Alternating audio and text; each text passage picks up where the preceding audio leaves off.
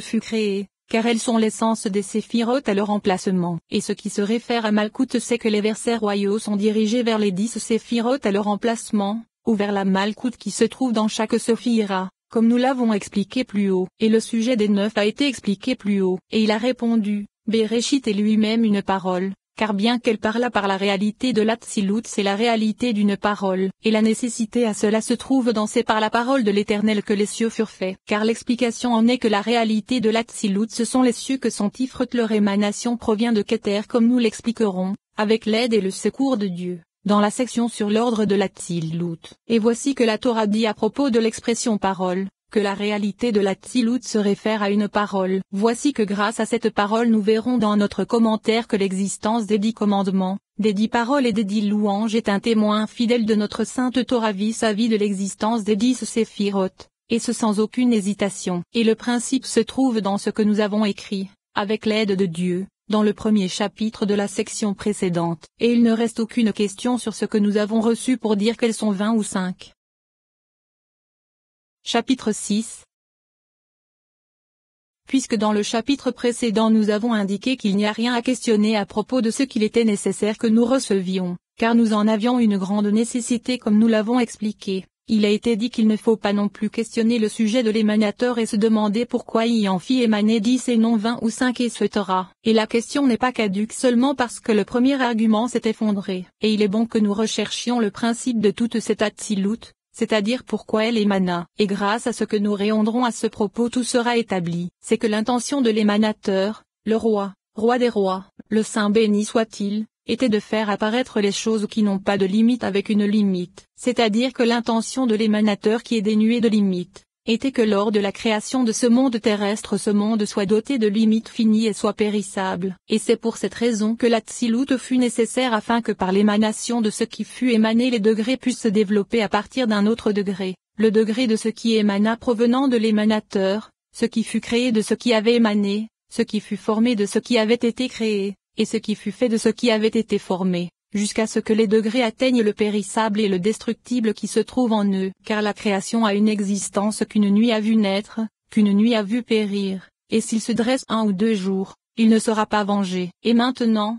comment donner une substance à son formateur? Pourquoi ainsi et non autrement? Et il vit dans sa sagesse qu'il était impossible d'atteindre la limite de l'existence et le périssable des créatures si les émanations n'étaient pas au nombre de 10. Car si elles étaient moins de 10, les créations ne pourraient pas descendre vers le degré de cette diminution à cause de leur proximité vis-à-vis de la source. Et alors, après que tout ce qu'il était possible eut émané par l'Atsilut, il fallut que les degrés successifs descendissent d'elle vers la fin, car elle s'éloignait de la racine de tout et nécessitait d'aller vers la fin. Et notre intention n'est pas de dire que les émanations sont dotées de limites et de fins, à Dieu ne plaise, mais ce que nous voulons dire c'est que les œuvres qui se propagent d'elles accomplissent une action finie, tout comme une œuvre de ce monde qui existe et périt est dotée de limites et de mesures car elle est réalisée par l'intermédiaire de créations qui proviennent des émanations. Et la nécessité de fin et de limites pour les inférieurs, nos maîtres de mémoire bénis l'ont expliqué en disant, c'est par 10 paroles que le monde fut créé. Et ce que le Talmud disait, ne pouvait-il pas être créé par une seule parole?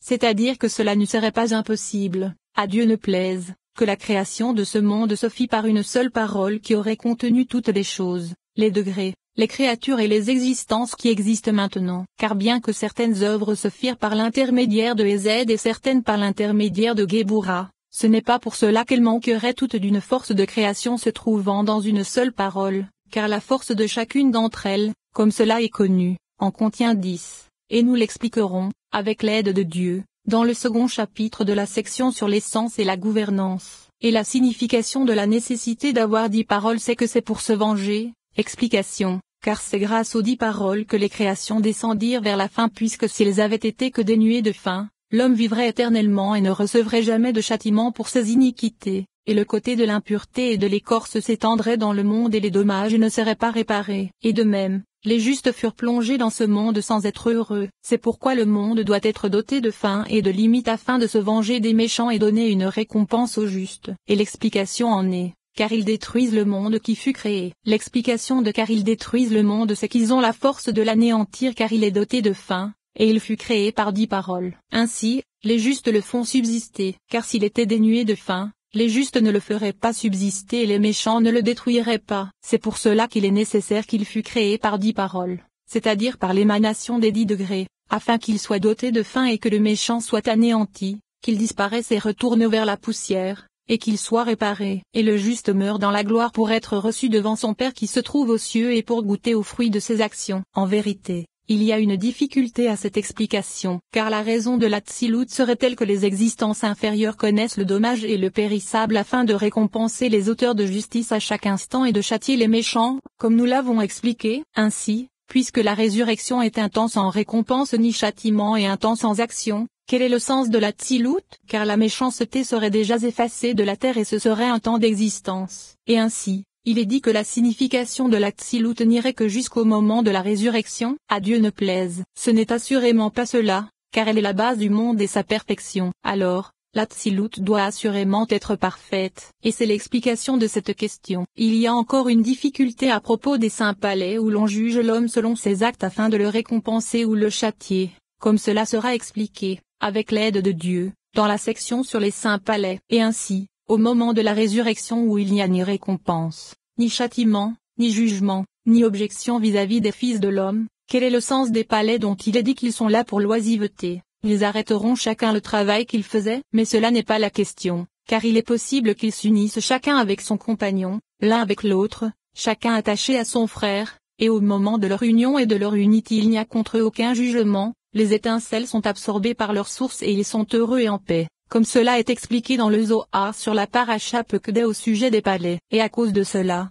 il ne faut pas non plus dire que l'objectif de l'Atsilut était de récompenser et de châtier afin de juger et d'objecter contre les coupables et les innocents. Car sinon nous demanderions, puisque la résurrection n'a pas pour objectif de juger les fils de l'homme en fonction de leurs actes, mais qu'ils bénéficient de la peine qu'ils se sont donnée aux yeux de Dieu. Ainsi il se trouve, à Dieu ne plaise, qu'il s'agit de leur oisiveté. C'est pourquoi il est dit que le principe de leur émanation ne correspond pas à cela, même si une récompense ou un châtiment se propage d'eux par la providence suprême, comme nous l'expliquerons dans la section sur l'essence et la gouvernance et dans la section sur l'essence et les réceptacles. En vérité, l'objectif était de faire connaître sa divinité à ce qui n'est pas lui, comme nous l'expliquerons dans ce chapitre avec une seconde interprétation, et avec l'aide et le secours de Dieu nous en ajouterons une explication dans le 7e chapitre. Et à ce propos, il se trouve qu'au contraire le monde se trouve dans la détérioration à cause de la souillure du serpent et de l'écorce. Les émanations ne s'unissent pas comme cela serait approprié et sa divinité ne se révèle pas. Et la connaissance fit périr l'innocence du peuple des fils d'Israël,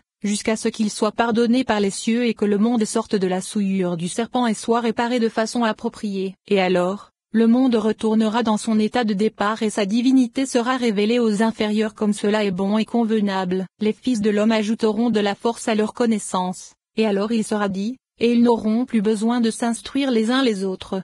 Car tous me connaîtront, du plus petit au plus grand. Et alors la lumière de la Torah sera révélée, ainsi que ses trésors et ses secrets, comme cela est approprié et convenable, et les émanations seront unifiées en une union totale car le verset suivant s'accomplira. L'Éternel sera roi sur toute la terre. En ce jour, l'Éternel sera un et son nom sera un. Et par conséquence, on doit conclure que l'on ne peut rien déduire de cela en ce qui concerne les 10 paroles, car l'explication de ces par 10 paroles que le monde fut créé c'est que toutes les 10 séphirotes agirent sur les créatures du monde puisqu'il était possible qu'elles fussent créées par une seule force, c'est-à-dire que Keter est appelée parole comme cela nous a été expliqué dans le Zohar. Ainsi, elles pouvaient accomplir leurs actions par des aspects différents, que ce soit en jugement ou en miséricorde, et Keter n'a en elle aucun jugement, mais simplement de la miséricorde, comme cela est connu. Et la signification de ce verset n'est pas que l'Atsilut des émanations avait pour objectif de servir le monde, à Dieu ne plaise, mais cela se réfère à leur action en bas,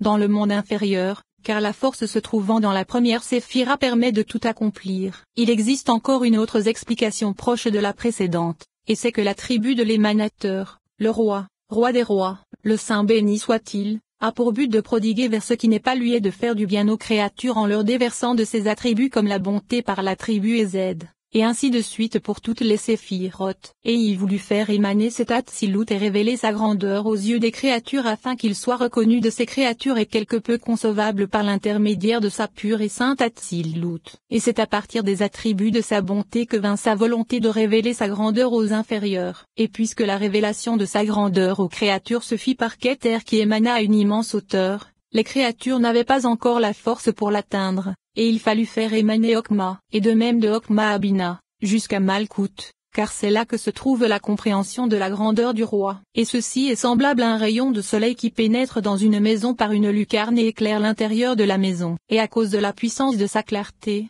personne dans la maison ne peut le supporter et aucun œil ne peut regarder le soleil, car il est grand et brille intensément. Et ceci à tel point que l'on doive faire un épais vitrage afin que la lumière éclaire l'intérieur et que ceux qui se tiennent dans la maison bénéficient de la lumière sans danger. Et c'est à cause de la puissance de la clarté de la lumière du soleil, par sa force et sa grandeur, que la lumière doit être légèrement adoucie, cachée et dissimulée. Ainsi, pour permettre la vision de ceux qui se tiennent dans la maison, il faut un second écran, et à partir du second, un troisième, et ceci jusqu'à 10. Et maintenant, lorsqu'un homme vient dans la maison pour y profiter de la lumière qui y brille grâce à la fenêtre et qu'il demande pourquoi un tel nombre de vitrages et non un autre, c'est dans ses mousses et on lui dit que c'est à cause de sa sottise qu'il a posé cette question. Car la signification des écrans c'est l'adaptation de la lumière, afin qu'elle soit adoucie aux yeux de ceux qui la regardent. Ainsi, si on diminue le nombre des écrans, l'œil de celui qui regarde s'assombrit à cause de sa lumière et se trouve en danger. Et si on les augmente encore,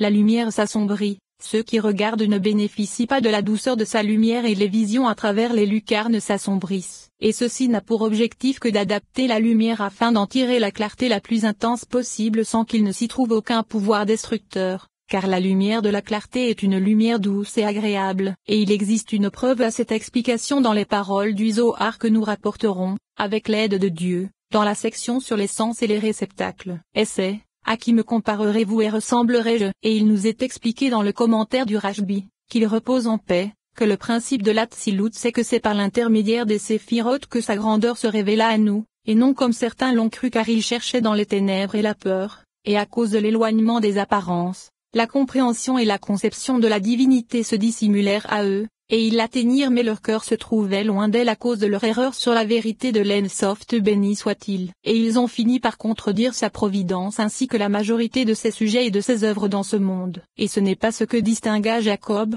car c'est lui le formateur de tout, et le sujet de ses apparences, de son repos, de sa persistance, de sa marche et de sa parole, ainsi que tout ce qui ressemble à cela, est clair pour quiconque connaît la sagesse, et cela sera expliqué en détail dans les sections à venir, avec l'aide et le secours de Dieu.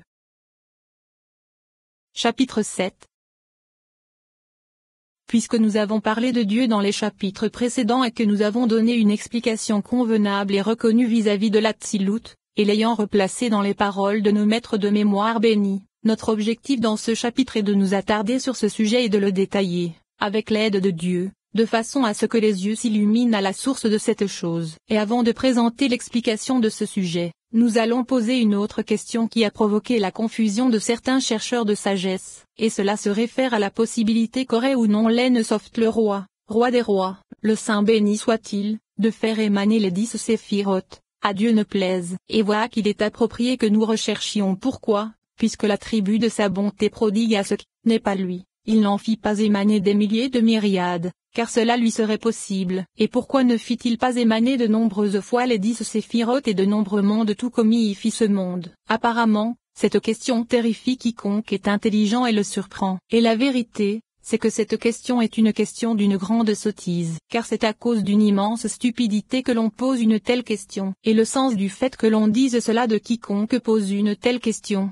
c'est qu'il ne s'est pas abstenu de la poser pour 3 raisons. Ou bien il demande s'il y a des séphirotes secondaires identiques aux séphirotes véritables de l'Atsilut, c'est-à-dire une Keter identique à Keter, une Okma identique à Okma, une Bina identique à Bina, et ainsi de suite. Ou bien c'est qu'elles sont plus grandes qu'elles, c'est-à-dire plus imperceptibles qu'elles, ou bien elles sont plus petites qu'elles et sont révélées. Et maintenant, ces 3 aspects sont impossibles car les séphirotes sont imperceptibles et sont l'extrémité de l'imperceptibilité, c'est-à-dire qu'elles sont spirituelles et sont l'extrémité de la spiritualité, plus simples que le corps et la corporalité, et on les appréhende comme nous l'avons expliqué et comme nous l'expliquerons dans les autres sections. Et puisque c'est la vérité, cela signifie qu'elles n'ont pas de corps. Ainsi, il est impossible qu'elles soient séparées de l'émanateur et qu'elles entrent dans le compte des 10 si ce n'est selon la voie de la cause et de la conséquence, c'est-à-dire que l'émanateur est la cause vis-à-vis des émanations. Ainsi, c'est la différence qu'il y a entre lui et ses émanations, outre les autres différences car nous n'allons pas les expliquer maintenant. Et ainsi,